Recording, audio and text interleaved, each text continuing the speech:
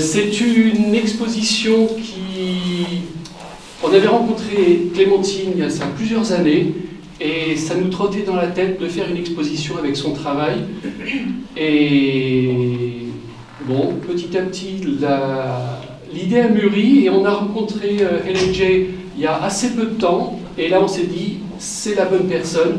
On va faire une exposition avec les tableaux de Clémentine et les sculptures de Haley sur le thème du corps. Donc Sophie a dit, je connais le titre de l'exposition, c'est nos corps changeants. Non, c'est comme nos cœurs changeants. Comme nos cœurs changeants. Nos corps changeants. Voilà, c'est une citation de Baudelaire. Bref.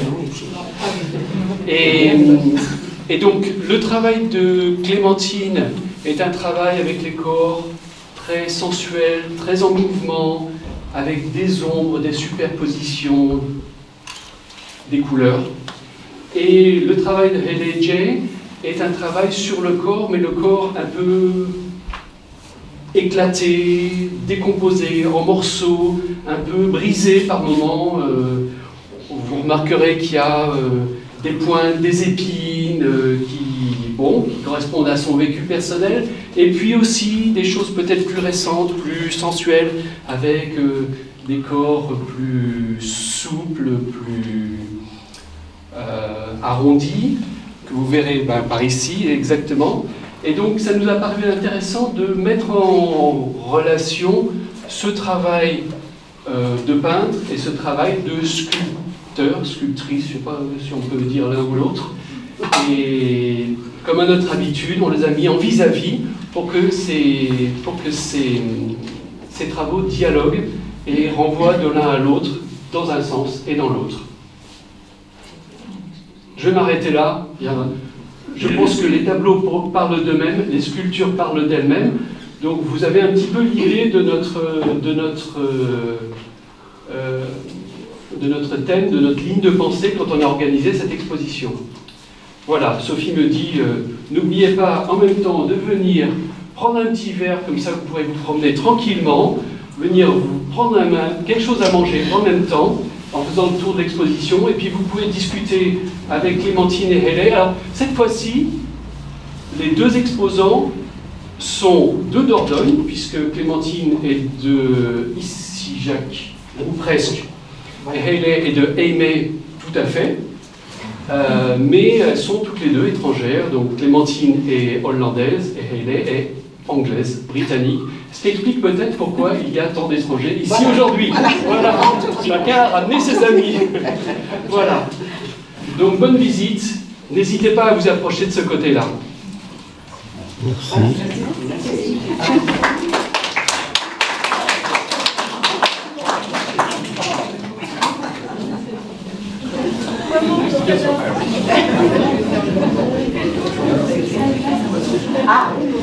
Une petite web TV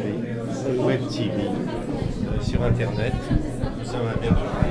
C'est une association de bénévoles. Notre slogan, c'est « Votre télé, faites-la, do it ». Your TV, do it. Yes. C'est bien, non? Oui, c'est bon, oui. Et ça marche. Oui, comme on est tous bénévoles, on n'a aucun intérêt, aucun profit. Non, je comprends. Voilà. Oui, oui. Voilà. Donc on essaye de faire ça parce qu'on y croit. On croit que la télé sera... Ça, c'est très important. Voilà. On y croit. Oui. Bonjour Clémentine et merci de nous accorder quelques minutes pour parler de vous et de vos œuvres qui nous entourent. Vous êtes l'auteur de ces tableaux. Du point de vue de l'amateur que je suis et qui ne connaît pas grand-chose, j'ai deux impressions fortes. Oui. L'une de vos toiles qu'on ne voit pas ici, mais plutôt là-bas, qui sont extrêmement sensuelles, Oui. et peut-être même sexuelle. Il y a quelques personnes qui ont dit ça. Peut-être que ce n'est pas mon intention, mais ça marche comme ça. Comme je suis très spontaneux et il y a des émotions dedans. Alors, ça peut être. Vous n'êtes pas le premier qui dit ça, mais ce n'est pas tout le monde quand même qui dit ça non plus. Ça me rassure. Voilà. Oui. Merci. Et la deuxième chose qui me frappe, c'est ces tableaux comme ceci, il y en a beaucoup d'autres qui sont... Pardon, regardez. Pardon, oui. Il faut qu'on vous voit quand même. Oui, voilà, oui. Qui sont aussi, qui montrent aussi des corps, enfin des silhouettes, des schémas de corps, mais avec en plus beaucoup de paroles, beaucoup de caractères imprimés. Et donc on a l'impression d'un mélange de corps montrés et de corps pensés aussi, avec beaucoup de paroles.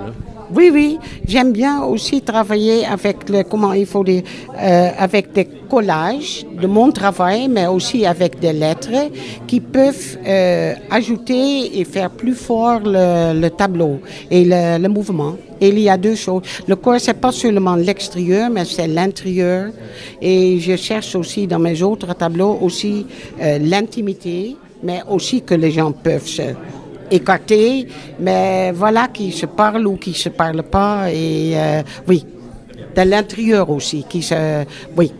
Merci. Le propriétaire de la galerie vient de dire les œuvres d'art parlent d'elles-mêmes. Je crois que c'est pas tout à fait vrai, même si elles parlent, bien sûr, mais il faut quand même les faire un peu parler et s'y intéresser. Oui. Sinon, elles ne parlent pas toutes seules. Qu'est-ce que vous aimeriez que vos œuvres disent ? Moi, j'aime qu'ils donnent de l'énergie et qu'ils parlent de l'énergie, d'émotions, et je trouve très important le spectateur. C'est pas nécessairement qu'il trouve beau, mais que ça dise quelque chose à lui, et on peut interpréter soi-même les émotions et tous. Et aussi, j'aime beaucoup de faire un couche sur l'autre, parce qu'il y a toujours quelque chose qui brille derrière. Et moi je dis, c'est comme dans la vie. On a tous les expériences, mais il y a quelques-uns qui laissent des traces qu'on ne voit pas tout à suite, mais qui jouent quand même dans la personnalité. Et j'espère aussi que ça joue dans mes tableaux, comme ça. Vous avez raison. Merci pour ces mots qui nous éclairent un petit peu. Un dernier mot peut-être sur vous-même. Vous avez un léger accent. Oui, léger, c'est très complimenteux, merci bien. Je sais m'exprimer en français, mais je sais que j'ai un grand accent quand même. Oui. Je crois que vous habitez dans la région, mais vous venez d'où ? Je viens du Pays-Bas, mais on vient ici déjà depuis 36 ans dans la région, à côté de Bergerac. On a acheté une maison de vacances il y a presque 30 ans et on a vraiment des racines. Ici aussi, on aime beaucoup la France. On a beaucoup des amis français aussi, de vraiment bons amis, et on apprécie bien. Alors, on dit toujours, on a 2 maisons. Mon mari, il est là, il vient de Palestine, originalement. Mais alors, la Palestine, on a été souvent avec nos enfants, mais maintenant, c'est très, très dur. Mais alors, on a en tout cas 2 endroits où tous les deux, on se sent vraiment avec des racines, et voilà. Et l'autre aussi, mais c'est plus difficile à voyager, oui. Des Pays-Bas à la Palestine, c'est super. Oui. Merci beaucoup. Voilà, avec plaisir. Bon, alors, Madame Daniels, bonjour. Vous n'êtes pas seule ici parce que vous avez souhaité disposer d'un interprète, vu que vous parlez une langue très peu parlée dans le monde, c'est l'anglais. Irlandaise. Irlandaise, ouais. Vous parlez irlandais. Oui, très peu parlé. Bon. Très bien, merci beaucoup de nous accorder un peu de votre temps. Donc nous avons vu vos œuvres qui sont ici, autour de nous. La première chose qui nous étonne, c'est la matière. Est-ce que vous pouvez nous dire quelque chose sur cette matière ? I've seen all the things you make here, all your products, and the first question they have on the material, the paper, porcelain paper. C'est porcelaine avec papier. Le matériel, c'est porcelaine avec papier. Comment c'est possible ? Ah oui, c'est un mélange de porcelaine et papier liquide. C'est liquide? Ouais. Ça se présente comme de la terre cuite. 30% de la matière est du papier mâché, mélangé à la terre, ce qui permet qu'elle puisse travailler des matières très très fines à froid, parce que ça permet d'être souple et d'avoir une technique qui permet de travailler des choses très très fines. Et à la cuisson, le papier disparaît, laisse la place à du vide. Les microfibres de papier disparaissent, mais laisse certainement, c'est à prouver, it's to prove, but certainement une structure qui permet aussi d'avoir une meilleure tenue pour des pièces très fines. C'est de la porcelaine. Donc vous avez un four, vous faites cuire vous-même vos pièces. Oui, le four dans ma maison, oui. Ouais. On cuit à haute température ou basse? 1120 degrés. Par rapport au grès ou à d'autres matières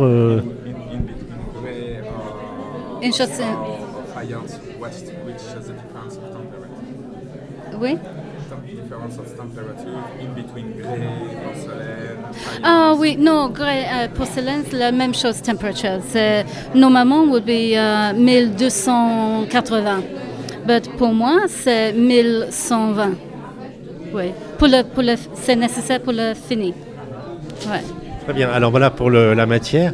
Pour les sujets maintenant, ou comment on dit, voilà, vous vous occupez en effet pas mal du corps ou de morceaux de corps, mais aussi de morceaux de corps un peu augmentés, puisque là, nous avons des haumes du Moyen-Âge, helmets.